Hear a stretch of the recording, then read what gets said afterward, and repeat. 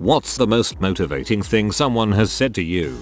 A statement that motivates me in more ways than one. I was running in a 10k race in 1992 in Washington DC. At the start, I passed a very overweight guy who was struggling to keep a slow jog, and I had a thought of which I am not proud. I'm glad I'm not him. He looked really fat and really out of shape. I didn't look him in the eye or acknowledge him or anything. I just had that one private thought. I started the race way too fast and had to walk after about 2 miles to catch my breath. While I was walking, the fat guy passes me. He turns around and runs backward and points at me and says, "Don't give up."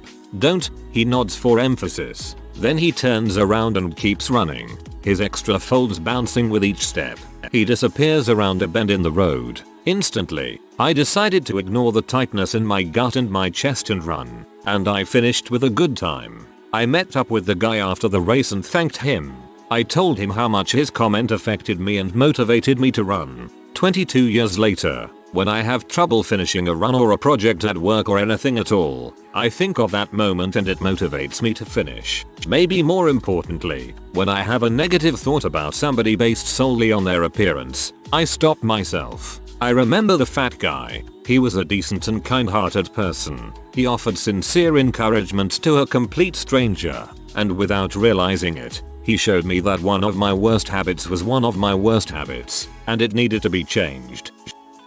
I've read through a lot of these posts and just wanted to add my own. I have shared this on Reddit before, and have received several replies that they found it inspirational or comforting. This is a letter that my father wrote to me shortly before he died. He contracted HIV through a contaminated blood transfusion in the 80s and passed when I was 5. I have a few pictures of him from my family, a knife and compass he left me, and an old outboard boat motor that doesn't run. And this letter, I share it in the hopes that it helps you, my fellow Redditors, in whatever capacity it can.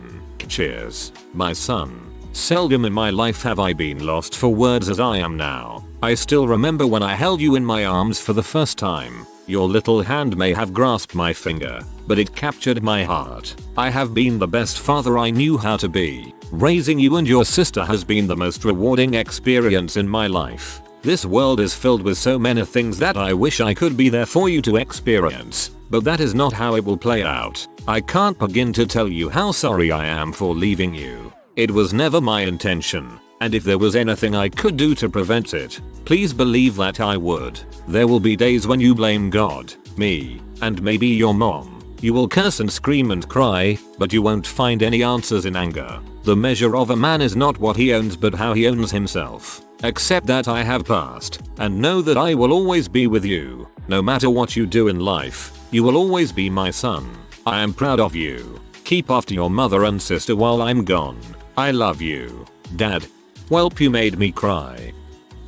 If you're not freaking up, you're not working, said by my former boss when I was being really hard on myself for a costly mistake at work. This has gotten me through many situations where I might otherwise hesitate to act out of fear of messing up.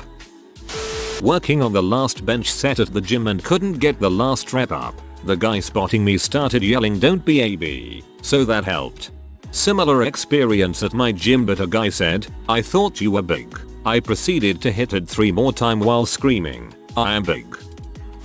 Surprisingly, I read this somewhere on 4chan, but it really shocked me out of a slump I was in. Self-pity is narcissism disguised as depth. Got me to quit feeling sorry for myself and work on getting to a happier place.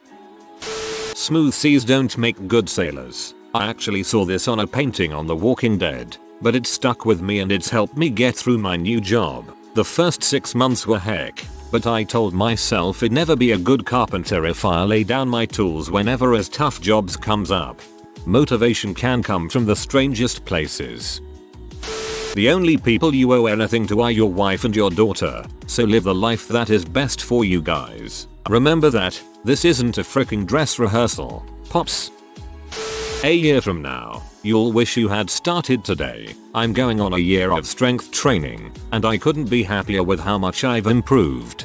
Sound a bit like the saying, the best time to plant a tree is 20 years ago. The second best time is now. When I started my fitness journey, Man cannot remake himself without suffering, for he is both the marble and the sculptor. Recently found out he was quoting a Nazi, but the message got through. Well, they were pretty motivated. I was in 8th grade, unsure whether I should continue with band or look into writing classes come high school. I asked my band teacher. He wanted to know if he should reply as a band teacher or as my friend. I asked for the latter. He told me I was good at clarinet. Even that was a friendly overstatement. I was last chair, but I shone when I wrote. It was the first real adult affirmation I had gotten that wasn't from family. I'm 23 now, and still remember and smile when I think about it. I did not continue with band, though neither did I find any good writing classes, but I kept reading and writing on my own. Currently I'm finishing up my first short story to publish on Amazon ASAP, and like I promised back in middle school, I'm going to dedicate it to Mr. Kaufman and my mom. Good luck. When dealing with others, treat them and their situation like a basket. Never take from that basket. If they ask how you are doing, and, for instance, having a crappy day, be positive and give to their basket. Always say hi to people you know. It might mean something to them outside of your comprehension. And go out of your way to compliment people. This advice has really motivated me to stay positive and try not to let things get me down. This morning I asked a friend for a little pick-me-up. He responded with "let's go suck today's dong." It certainly made me feel better. Screw that. Let's go make today suck our dongs. This morning at the gym the front desk guy said "see you tomorrow" to me. I don't go regularly. I try to. He is not usually very social, which I find because I go at 5:45 in the morning, but for some reason the way he said it, you better believe I am getting my butt out of bed at 5:25 and going to the gym. When I get older, remember me to be nothing like you are now. Somehow this made me realize how lazy I was, and I was promptly motivated. Over at our writing prompts the other day, the prompt was write the first sentence of the novel you've always dreamed of writing. That was great. Someone once told me the definition of heck: the last day you have on earth, the person you became will meet the person you could have become. When you are young, your potential is infinite. You might do anything, really. You might be Einstein. You might be DiMaggio. Then you get to an age where what you might be gives way to what you have been. You weren't Einstein. You weren't anything. That's a bad moment. Chuck Berry's. Not said to me, but a quote by Dr. Seuss. Today you are you. That is truer than true. There is no one alive who is youer than you. Happiness doesn't just happen. It's a choice. Choose to see hope for the best. Focus on the positives in life. Choose to be happy. This is great. A realization that helped me get out of a dark place and turn things around.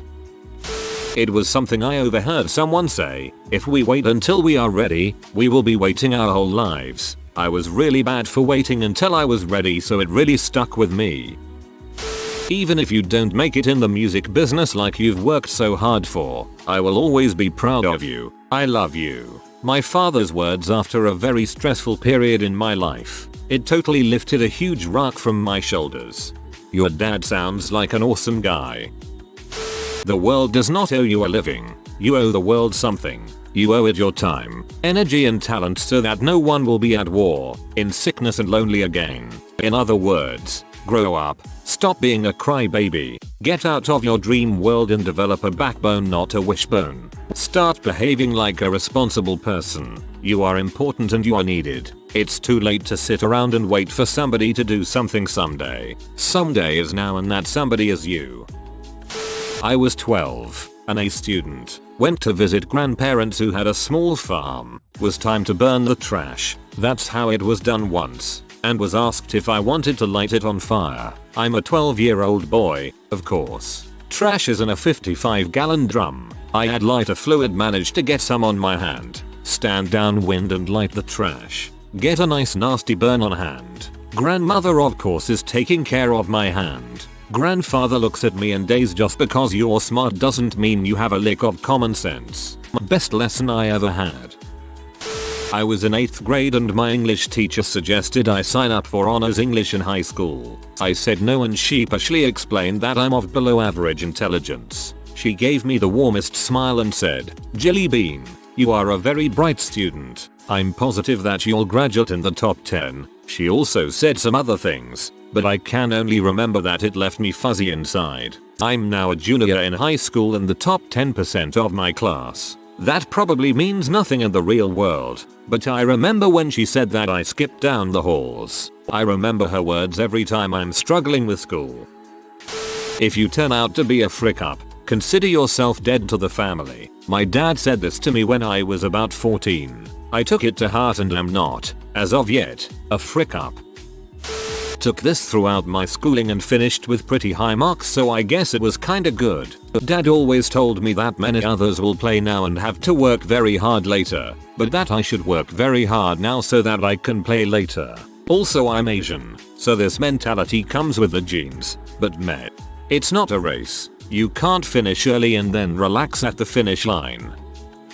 Look at how we live. Look at how hard things are. You don't want my life. I was in high school at the time and we were driving someplace. I said something about doing a working term. Usually those are done by kids not going to college. My parents struggled and he said the only way to get out of it was college. I went to university, went $40K in debt, had it paid off 4 years, and now have a great paying job, decent house, and help my family out. He was right. School allowed me to break the cycle. I believe in you, or I believe you can do it. Call me a sucker for external motivation, but I never want to let someone down when they say this to me. Fake it until you make it. I would always struggle with self-confidence, whether it be social or professional. This really helped me put on a brave face and seem like I was comfortable and knowledgeable, and eventually, I was. If the shoe fits, go. My librarian to me about choosing a university. I've been panicking about what program to study and what school to go to, and this is what she told me. All other advice I'd been given went in one ear out the other or contributed more to my panic. However, her bit of advice seemed to stick and make sense. Don't let anyone ever make you feel like you don't deserve what you want. Heath Ledger's character in 10 Things I Hate About You. I'm not Joseph Gordon-Levitt, but it felt like he was talking to me. Friend, you are Joseph Gordon-Levitt. Then die, and you might as well be dead. Seriously, if you always put limits on what you can do, physical or anything else, it'll spread over into the rest of your life. It'll spread into your work, into your morality, into your entire being. There are no limits. There are plateaus, but you must not stay there. You must go beyond them. If it kills you, it kills you. A man must constantly exceed his level. Courtesy of Bruce Lee. My wife got a Rubik's Cube and her ex-husband told her that she'd never be able to solve it without looking it up or being taught, because he was smarter than her and he couldn't solve it without finding the solution online. This pissed her off so much she spent the next year fiddling with that cube every day until she did figure out how to solve it, without ever getting help.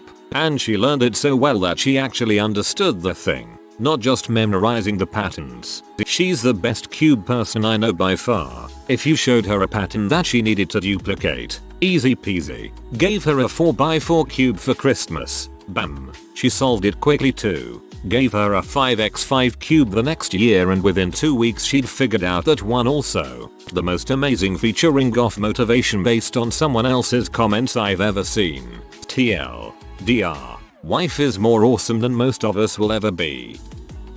Stop being a P. Either do it or don't do it. Hangs up old school phone loud as frick. It was my twin brother's response after asking him if I should go back to college.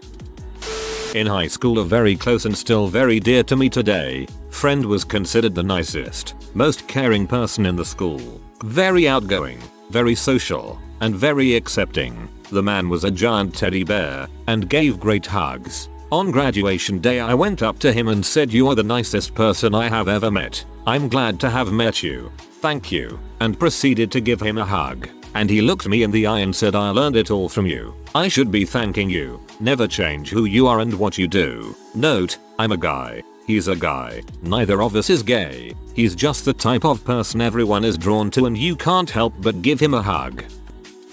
Would you rather regret something you did do, or something you didn't do? My brother when I was contemplating asking a girl out. Before I went to college, my grandma was on her deathbed, and as I was having my last conversation with her, I said, "I'm going to make you proud." She put her hand on my face and said, "I count on it." That's been the most motivating and inspiring phrase anyone has ever said to me. Whenever I am stressing out at work and I perceive something as a problem, I call him and say, "Boss, we have a problem," and normally he says, "What is it?" However, last few days, he's been saying to me, "No Jack 12,345. We don't have problems, we have challenges." When he says that, I calm down, and so far have seen a way through every issue that has come up.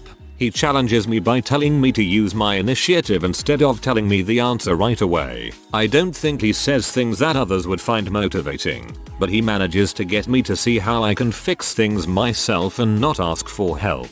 So he is the most motivating person I know. You are a loser and you will always be a loser. Frick you, Joe. I am 4 years sober and a freshman in college at 33. I should say thank you for the motivation, but I like frick you better. Would you rather laugh now and cry later, or cry now and laugh later? Driver at a restaurant I worked at in college on whether to take loans out for grad school or pay out of pocket. Some of the best advice I've ever received. I sucked it up and worked all through school. Now, I'll graduate in a couple months with no debt. Totally worth it. If you go back to using drugs, I won't be able to stay with you. Might sound negative, but it was what I needed. Clean since 2010. I saw something on Tumblr that was really great. Someone was lamenting that they would live a really ordinary life and not be remembered for anything, and someone else commented, "You know, Van Gogh thought the same thing." And that is actually really helpful. My father muttering out the words "I love you" after being hit by a drunk driver. The doctors said he would die, but he pulled through. It's been 10 months and he is home now. A guy I know asked me how I was doing and I replied with the usual same old same old. What he said next sort of shocked me. He said, "When are you going to change that?" It was definitely a kick in the butt. That bad things happen to everyone, but they don't have to be what define us. Self-pity is the gateway to a miserable life. That motivated me to go out and do better for myself than I was doing at the time. If you are new to the channel, you can subscribe. I publish new videos every day. Until then, check another video.